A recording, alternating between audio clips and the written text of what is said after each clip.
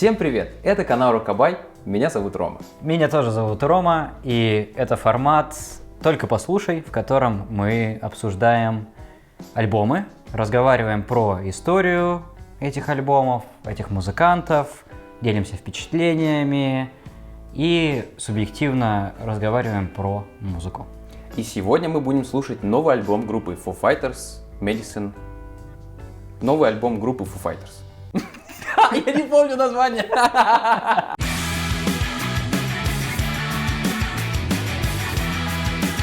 Очень быстрая вставка. Так вышло, что видео у нас получилось слишком большим, и мы разбили его на две части. В этой второй мы слушаем и обсуждаем альбом Medicine at Midnight, а в первой мы говорили про историю группы Foo Fighters. Если вам хочется узнать немного контекста о группе, то ссылка на первое видео будет в описании и появится где-то в углу.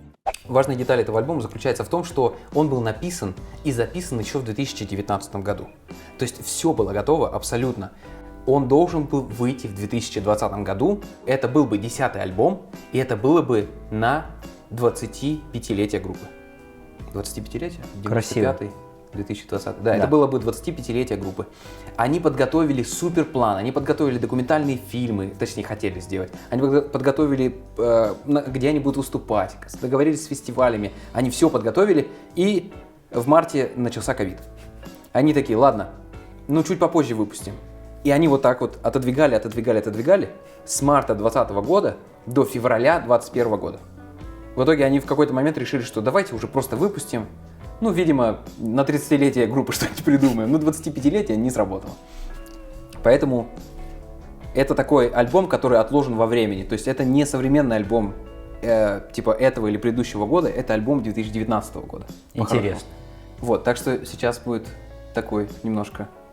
Экскурс. Отскок в назад немножко, в 2019 и 2020 год. Так, а документальные фильмы, они там все вот эти вот, которые планировали, выпустили? Нет, они все поставили на паузу. А, ну типа через 5 лет поговорим. Ну как ковид закончится, так и поговорим. Ну, через 5 лет, значит. Вот. Сейчас мы будем слушать альбом, но мы не сможем показать его полностью вам, потому что иначе YouTube нас просто заблокирует, это видео будет слишком долгим. Поэтому мы оставили ссылку в описании, вы можете пойти прослушать его. Здесь мы покажем только самые, ну, наверное, припевы или, ну, что-то такое самое-самое главное, после чего мы будем обсуждать каждую песню по отдельности, и после прослушивания всего альбома поделимся уже нашим финальным впечатлением. Или вы можете не слушать альбом и использовать наши комментарии как такую своеобразную рецензию, стоит его слушать или нет. Да.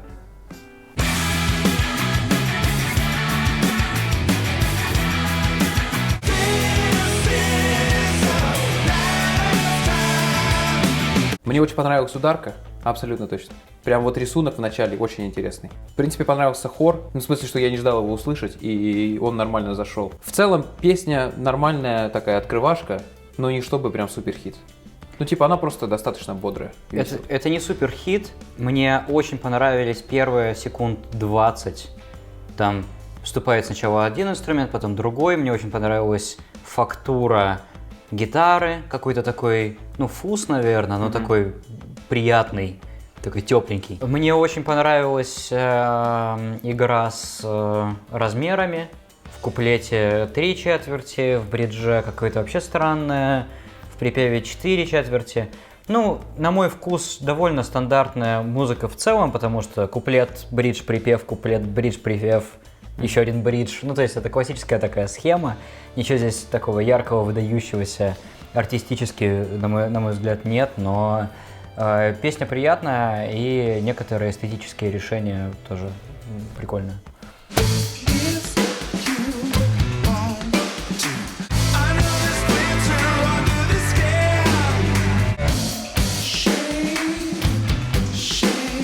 Ну вот это здорово. Это, конечно, вообще, наверное, ну кайф. Как вот, что там ударка началась круто в первой песне, что в этой песне ударка началась круто, я просто балдею от Хоукинса и, может быть, даже от Грола, может, они как-то вместе работают. Но как она аккуратно идет, эта песня, как она потихоньку как бы разгоняется, потихоньку добавляются какие-то гитары, причем совсем по чуть-чуть, и ты даже как бы не всегда понимаешь, что больше стало инструментов, потому что они вот аккуратно щипаются, и все. Ну, короче, я просто кайфанул. Я тоже неожиданно кайфанул, но мне кажется, что это такая... Это очень крутая работа с пространством. Реверберация ударки, и перкуссии, и потом гитара как-то очень близко к тебе, к уху вступает. И все это создает какое-то такое вот арт-роковое ощущение. Но при этом это все равно все еще популярная музыка. Я имею в виду под арт-роком что-нибудь вроде Falls или, может быть, Low Roar или каких-нибудь таких инди-чуваков, которые... Короче, инди, не арт, а инди. Ну, наверное, инди с наверное, претензией. инди. Инди с претензией. Инди с претензией, да. Инди с претензией. Ну, очень круто. Текстура всего, я кайфанул. На мой взгляд, если бы в этой песне не было припевов, то она бы выиграла.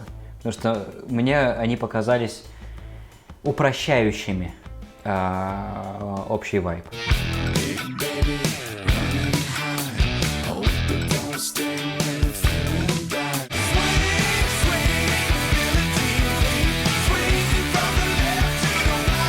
Ну здорово. Короче, очень прикольно все нарисовано. Ну, в смысле, очень интересная игра, что то, что я тебе говорил, два гитариста, и они каждый находит себе место. Я буду в припеве играть вот так вот, а я тогда вот так буду играть. И они как бы, если не вслушиваться, если, может быть, наушники херовые, то тогда ты не понимаешь, что это две разные партии. Это одна, которая там что-то играет, а это при этом два разных гитариста, я готов поспорить. И мне еще нравится, что у них немножко по-разному по частотам, и может быть даже по перегрузу они немножко по-разному звучат. То есть этот немножко пониже первый, второй немножко повыше звучит. Ну вот здесь действительно звучит то, что ты говорил, про то, что это типа группа, ориентированная на гитары. Да. Здесь гитар много, и они интересные, они друг друга дополняют, они как-то переговариваются. Я советую эту песню слушать в наушниках. Что это за песня была? Cloud Spotter. Это песня Cloud Spotter. Cloud Spotter, в левом ухе Хендрикс, в правом я не знаю кто еще. И это все такую пульсацию интересную составляет. Но я не знаю, в чем моя проблема с Foo Fighters, мне не нравятся припевы. Они какие-то обычные. Они прям формульные, Мне кажется, что все куплеты очень интересные музыкально. Как это все сделано, какие-то текстуры, а потом на припеве, значит, на тебя это все превращается в волну такую, в стену звука, перегруза, и там, если есть детали, их можно услышать, то, ну, они не так впечатляюще звучат, на мой взгляд. Вот, но песня хорошая, с удовольствием кайфану.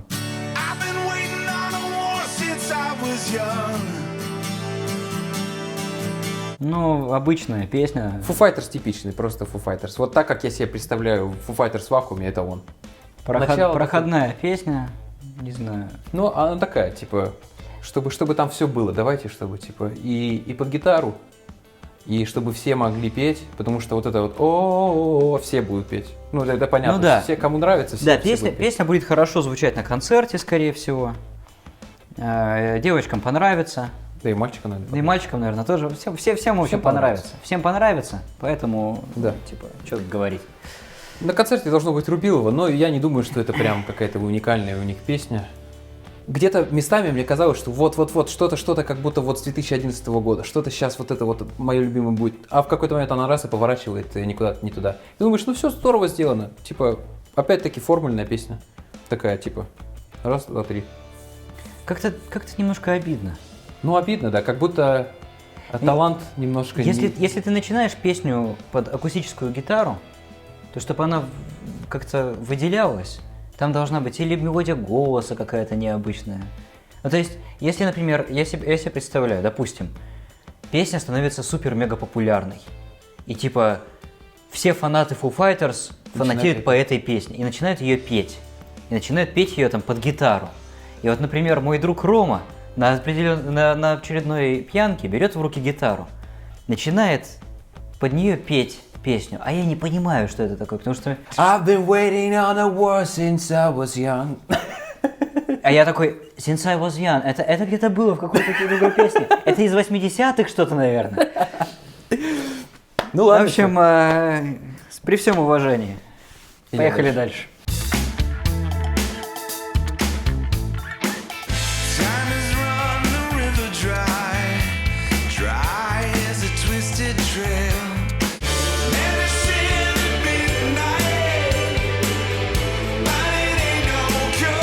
Короче, Я хочу еще раз ее послушать. очень, вот это вот кайфовая песня. Припев, согласен, что немножко в какую-то другую сторону ушел, но не так, чтобы испортил. И то, что происходит на куплетах, и какой солох, как оно хорошо идет. Фактура хора на припеве вообще просто офигенно. Она так прям обнимает тебя. Песня очень понравилась. Вот это прям что-то какой-то очень такой танцевальный, и при этом немножко такой какой-то, я даже не знаю, ну, в общем, фактурный какой-то танцевальный какой-то трек. Не знаю, понравилось. Понравилось. Опять сразу скажу, припевы. Мне нужна версия этого альбома, в котором просто вырезаны припевы. И я буду кайфовать, и ни одной песни не буду пропускать, кроме вот, которую мы перед этим послушали. Единственное будет место, где я Сразу дальше. Да, на кнопку пропуска буду нажимать. Но вот эта атмосфера дороги, это немножко серф, немножко мне сначала хотелось сказать, что это могло звучать где-то в тарантиновском фильме. Мне кажется, вот это как раз Айзек, это не серф, это вот как раз Крис Потом Айзек. потом такой, немножко Крис Айзек, да. Такое, Немножко как будто бы кантри. Да. Такое вот ощущение американского шоссе, и вот этой вот дорожной какой-то истории. Здорово. Поехали дальше.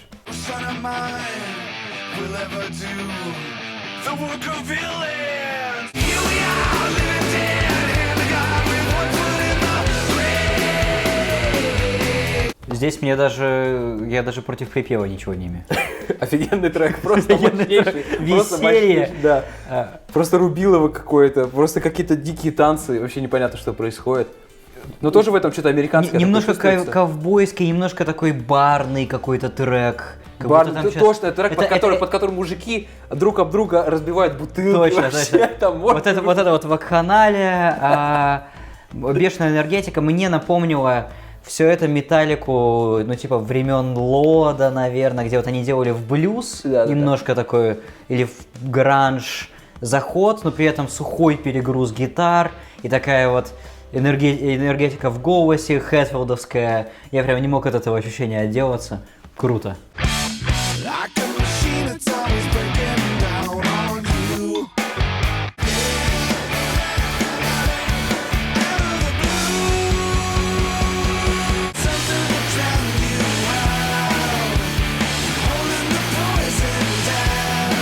Блин, припев абсолютно отстойный. Ну прям, мне кажется, он вообще заруинил все настроение бриджа, который на что-то должен, который обещал мне что-то. Каждый раз, когда я бридж этот слышал, я прям вот ждал, что сейчас будет какое-то настроение, сейчас во что-то вырулит прикольное.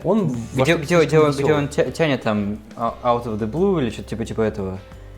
Да. Потом начинается припев, который, ну, типа обычный. Да. То есть, ну, так, короче, что-то вот в этом припеве так теряется, прям так обидно, что как будто не воспользовались они, не в ту сторону повернули. При этом все так же круто сделано.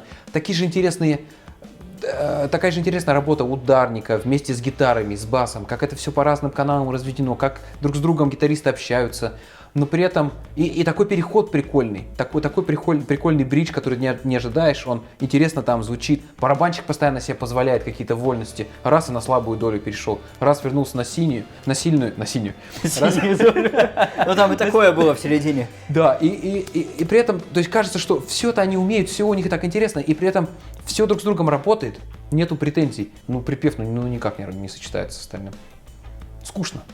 Я надеюсь, что группа Foo Fighters перестанет писать припевы, и тогда я с удовольствием начну их слушать. Потому что, ну, да. Я не поленюсь. Я возьму этот альбом, вырежу все припевы оттуда и просто файлухой буду слушать в Телеграме. А потом я устрою квиз, догадайтесь, с какой песни припев. И они все одинаковые. Они взаимозаменяемые. Я готов поспорить, что можно просто их местами поменять, и никто не заметит. Все, дальше.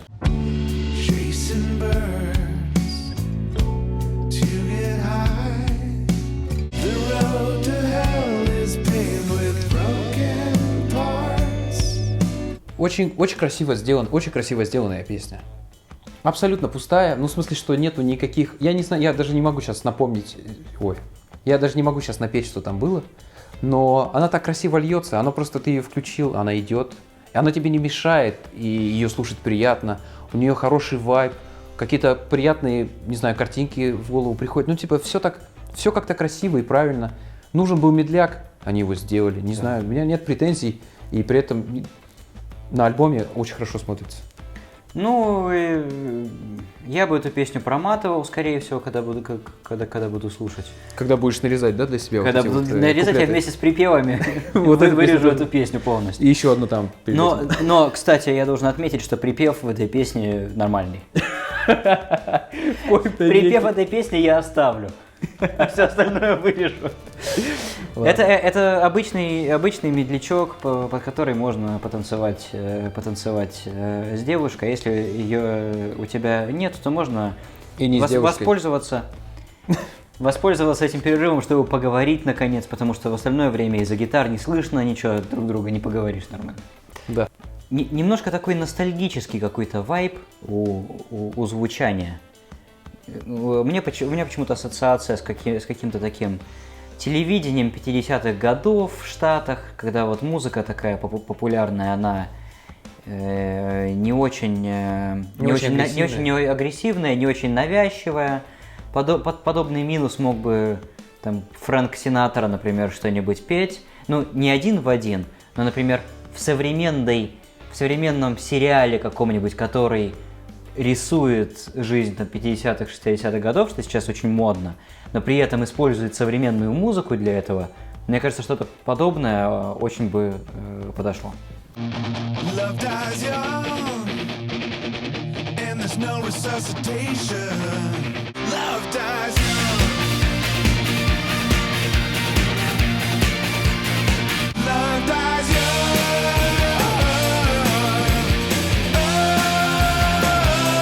Прикольная песня, повеяла кадрами. Романтических фильмов. Романтические фильмы. Или приключенческие. Или молодой человек. Вот мне вспомнилось «Назад в будущее», первая часть, самое начало, когда Марти Макфлай едет на студию. Да. Такая молодость, все впереди, такой позитив общий. И мне по звуку иногда показалось, что это какие-то вот 80-е, может быть, середина 90-х в поп-музыке. Может быть, даже конец 80-х. Конец 80-х. Да. Мне кажется, Бон Джови мог бы такую песню исполнять. Согласен. Чисто такая американская песня. Все на супер позитиве. Про Бон Джови я с тобой точно согласен, потому что у них есть, например, какая-нибудь Bad Medicine.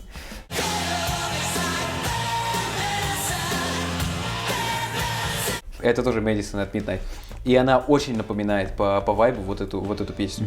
То есть она тоже такая, знаешь, веселая, тоже какие-то клавиши, тоже какие-то вот такой. Короче, американская песня. Американская песня, которую можно вставить в фильм. Но я не скажу, что она мне супер понравилась. Ну, в смысле, она просто хорошо звучит. Как вот вообще есть такой у Foo Fighters, что хорошо все звучит, но вот не буду я такой слушать. Под нее кайфово было бы плясать вживую. Вот да. На концерте я бы, конечно, плясал. Я бы плясал, да. Дома плясать не буду. Тоже не буду. Кто вообще дома пляшет? А? Кто вообще дома пляшет? Соседи мои пляшут постоянно дома. Вот его соседи будут плясать. А мы они и без этой песни справятся, мне кажется.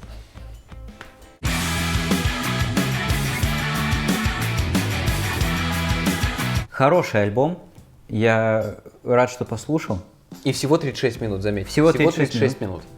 Даже не надо сильно вообще думать, не надо там сильно как-то переживать за то, что сейчас надоест. Оно не успевает надоесть, оно вообще нормально идет. Ну, я думаю, что я его еще несколько раз включу на фоне. Я думаю, что не буду его прям целенаправленно переслушать. Значит, припевы надо убирать. Дэйв, если ты нас смотришь. Подумай над припевами все-таки. Дело серьезное. Я вижу, что есть потенциал. На куплетах же работает.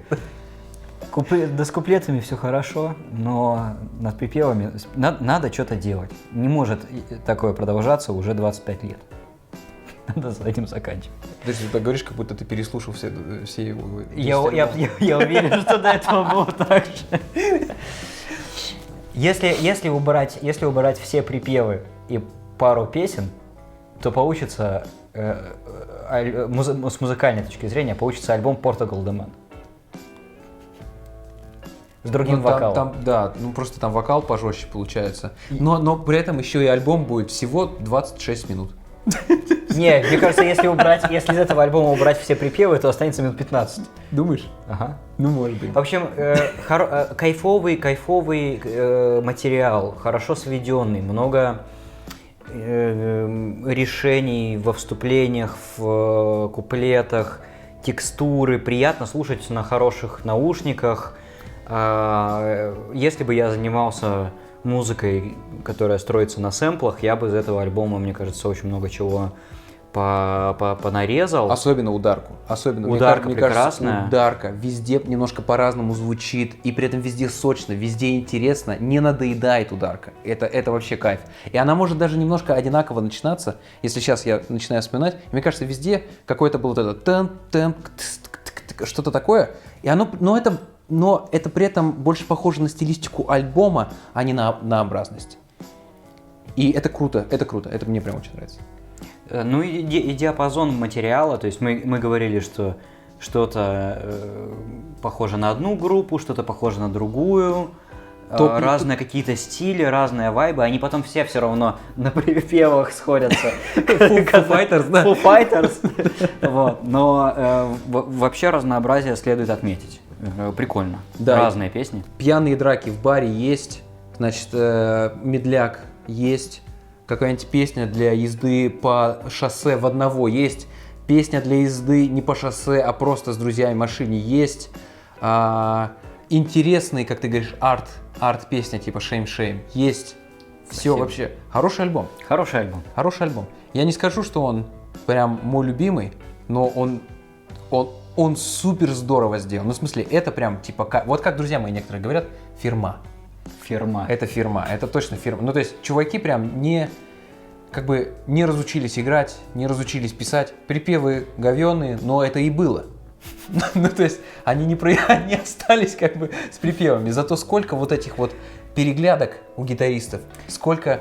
Да. Это прям кайфовое решение. Вот ради вот этой вот динамики, того, как разные инструменты друг с другом переговариваются, там, где у них достаточно для этого пространства, ради этого этот альбом стоит послушать. Но в хороших наушниках. В хороших наушниках слушайте в стерео. Да. Хорошо будет. Все получается, мы все обсудили. Все обсудили. Приходите в комментарии, мы там будем следить. Давайте поговорим. Давайте поговорим про любые про- альбомы Foo Fighters. Вообще, в принципе, нам Вообще пишите. про любую музыку. Про любовь. Просто пишите нам. Пишите. Мы прочитаем. Да. Это был формат «Только послушай», где мы слушаем альбомы, обсуждаем историю этого альбома, либо группы, либо все вместе какой-то контекст про этот альбом его слушаем, делимся с вами впечатлениями, надеемся, что вы послушаете или, наоборот, решите, что вам не нужно. И на этом все. Меня зовут Рома. Меня тоже зовут Рома. Это канал Рокабай. Всем пока. Подожди, подписывайтесь, ставьте лайки. Нет, не уходите, нет, подпишитесь. Все, ладно, всем пока. Пока-пока-пока.